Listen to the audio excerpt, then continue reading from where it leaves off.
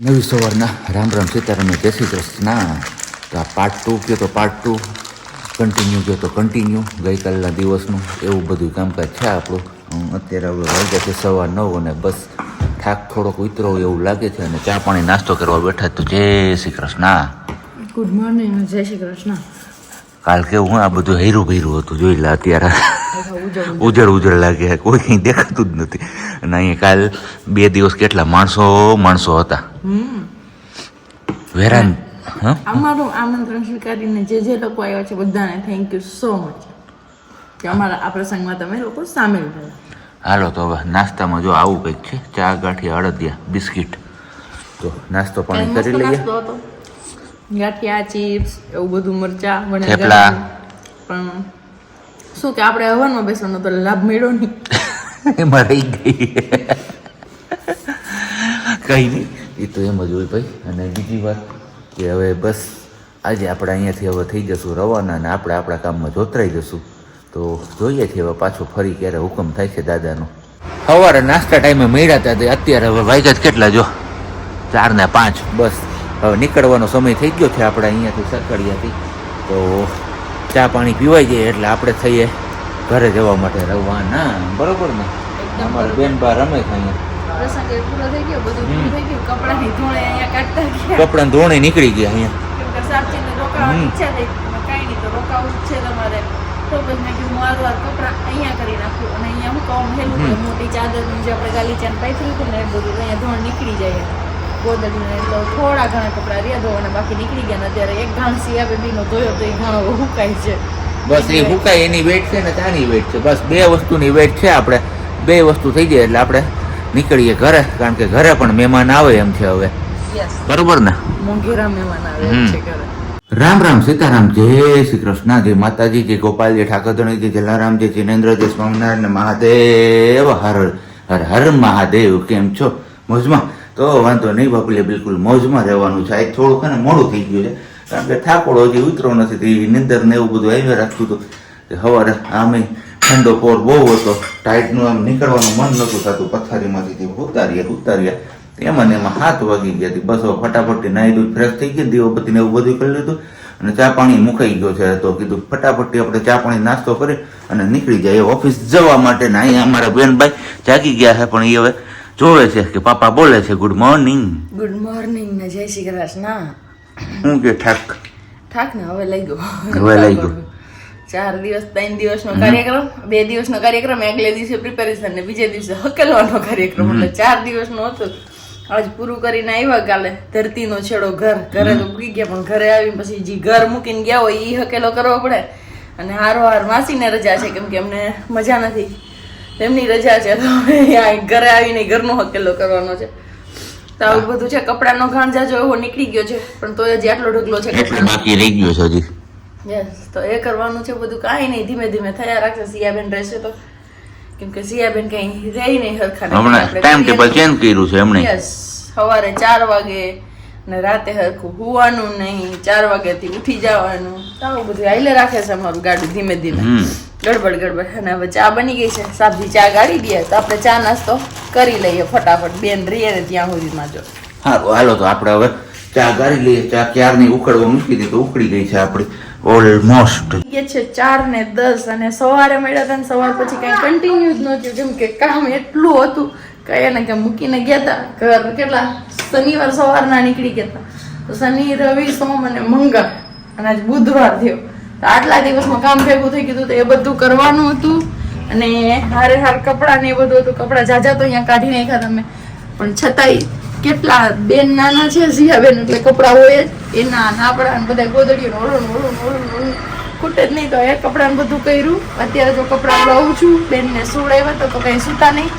અત્યારે તમે કીધું કાંઈ વાંધો નહીં, ચલો હવે આપણે કપડાનું એનું કામ લઈ લઈએ. અને હવે નવી સાડીને જે છે આપણે પટોળું ને પહેર્યું હતું એ બધી વસ્તુ આપણે દેવાની છે પ્રેસમાં, નહીં પણ વોશમાં. એટલે વોશ થઈને આવી જાય અને હારે પ્રેસ પણ થઈ જાય.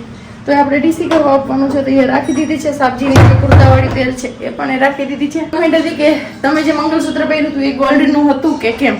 તો હા, એ ગોલ્ડનું મંગળસૂત્ર હતું. અને અત્યારે તો એ મંગળસૂત્ર નથી મારી આગળ, કેમ કે હું આજે જમા કરાવી છું લોકરમાં. કેમ કે આપણે બધી વસ્તુ ઘરે નથી રાખતા, તો બસ કાઢી નાખ્યું અને ઘરેનું બધું કાઢી અને પછી આપી એવી હતી. તો ફરી પાછું જ્યારે પહેરીશ ત્યારે બતાવીશ, કેમ કે એમણે કીધું હતું કે તમે મને નજીકથી બતાવજો, તો પણ સોરી હવે પોસિબલ નથી અત્યારે. ને અત્યારે કોમેન્ટ છે ત્યારે મને યાદ આવ્યું ને હું બપોર વચ્ચે જ ગઈ હતી સિયાને સુવડાવી હતી ને ત્યારે, તો મેં કીધું બાજુવાળાને કે તમે થોડી વાર ધ્યાન રાખો તો હું લોકરમાં જમા કરાવતી આવું. તો એ જમા કરાવી આવી અને હવે આપણે શેકવાના છે અજમા, કેમ કે અજમાની પોટલી આપણે બનાવી હતી તો એક સરકડિયા રહી ગઈ છે, ખબર નહીં ક્યાં ગઈ, પત્તો ન લાગ્યો કે અહીંયા મળી નહીં, એટલે મેં કીધું હવે કાંઈ વાંધો નહીં. તો અત્યારે બીજી 2-3 પોટલી આપણે બનાવીને રાખી દઈએ, જેમનાથી સિયાને સારું છે થોડુંક. તો આટલા કેટલા અજમા શેકી નાખું મસ્ત, શેકી અને પછી એમાં કપૂરની ગોટી નાખીએ ને પોટલી 3-4 બનાવી લઈએ તો અલગ અલગ જગ્યાએ રાખવા થાય પારણામાં ને એમાં. શરદીના લીધે શરદી તો નથી થતી, પણ મીન્સ કે આપણે પેલું કહીએ ને કે ઠંડુ રહીએ ને વાતાવરણ એકદમ ઠંડુ થાય ને એટલે પછી અમને નાક પેક થઈ જાય છે, બીજો કોઈ પ્રોબ્લેમ નથી આવતો, બસ એક વસ્તુ થાય છે ને એના લીધે. અને બીજી બધી કોમેન્ટ છે થોડી એ પર્સનલ લાઈફની છે, તો એ વસ્તુ અમે કોઈ દિવસ તમારા લોકો જોડે શેર કરશું નહીં.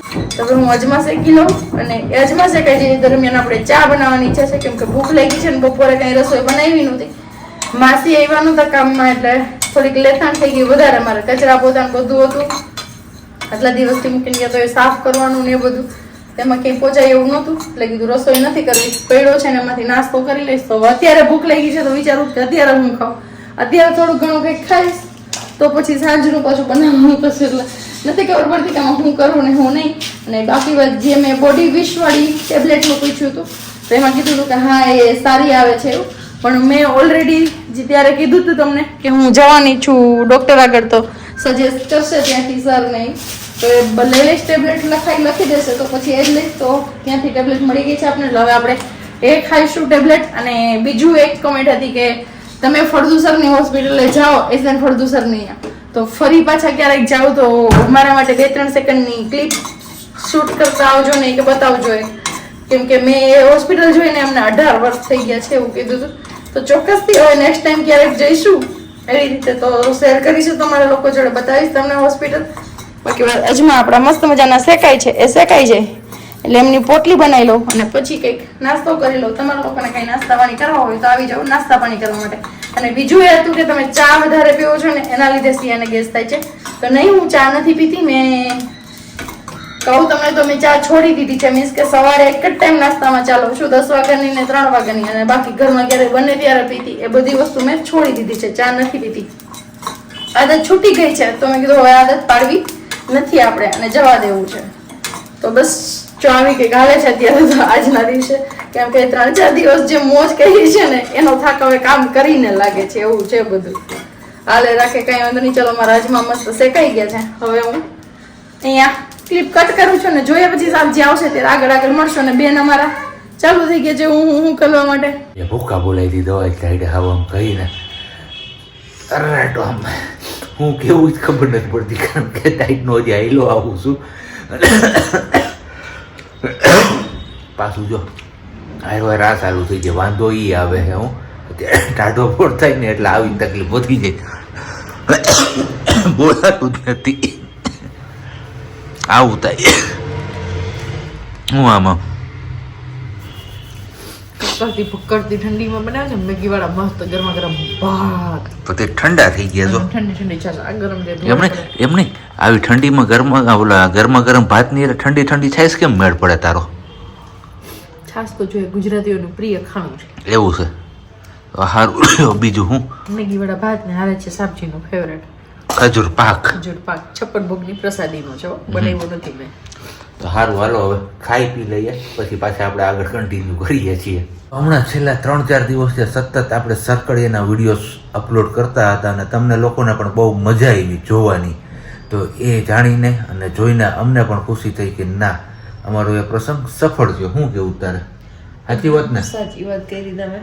અને સાથે સાથે એ વિડીયોઝ આપણે અપલોડ કરતા હતા તો એમાં કમેન્ટ્સ પણ તમને લોકોને મૂંઝવતા ક્વેશ્ચનની આવતી હતી, તો બસ એ કમેન્ટ્સનો આન્સર આપવા માટે જ આપણે આ અલગથી એક પાર્ટ્સ એડ કરીએ છીએ આ વિડીયોઝમાં. નહીં તો તે વિડીયો પછીના દિવસનો વિડીયો તો ઓલરેડી આપણે શૂટ થઈ ગયેલો હતો, પણ કીધું ચલો તમારા લોકોનું આમ કહીને કન્ફ્યુઝન છે ને તો કન્ફ્યુઝન થોડુંક દૂર કરી દે.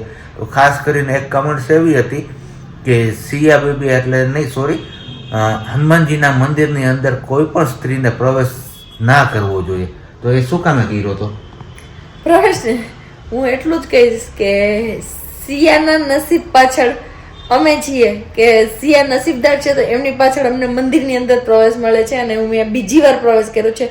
પહેલી વાર જ્યારે સિયાને લઈને માનતા પૂરી કરવા ગયા ત્યારે એમને દંડવત પ્રાણાયામ કરવા માટે પ્રવેશ મળ્યો હતો, અને બીજી વાર જ્યારે ઉપવેશન સંસ્કાર કર્યા ત્યારે એમને લઈને મને પ્રવેશ મળ્યો છે. બાકી અત્યાર સુધીમાં કોઈ દિવસ કોઈ લેડીઝને પ્રવેશ નથી મળ્યો કે નથી કોઈ જેન્ટ્સને પ્રવેશ મળ્યો. એમાં પણ એના નિયમ છે કે જેન્ટ્સને મંદિરની અંદર જવું હોય તો ત્યાં નાવાનું, પૂજા કરવાની, હાથ નહીં અડાડવાના ક્યાંય, એવી રીતને સ્વચ્છતા જાળવે એ પછી જ એમને અંદર પ્રવેશ મળે છે. એ સરકડિયાનું મંદિર હોય કે ગોલાધરનું મંદિર હોય, કોઈ પણ હોય.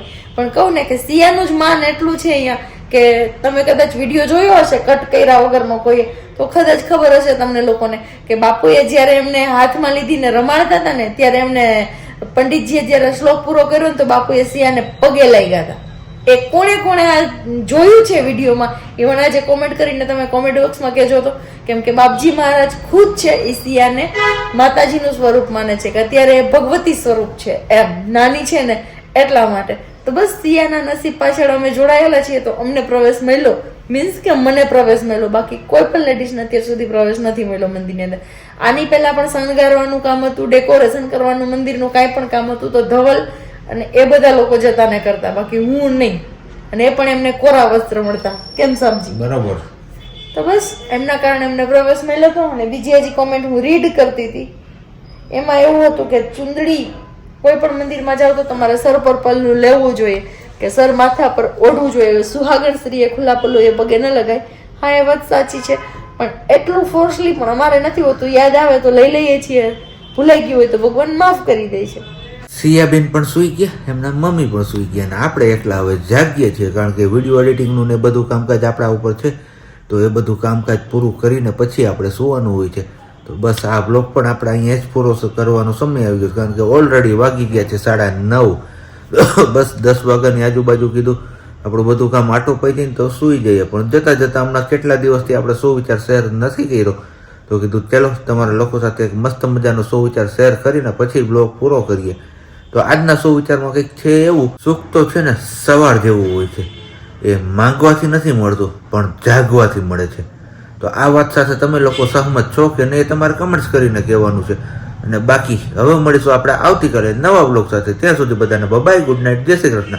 શાંતિથી રહેજો અને શાંતિથી રહેવા દેજો.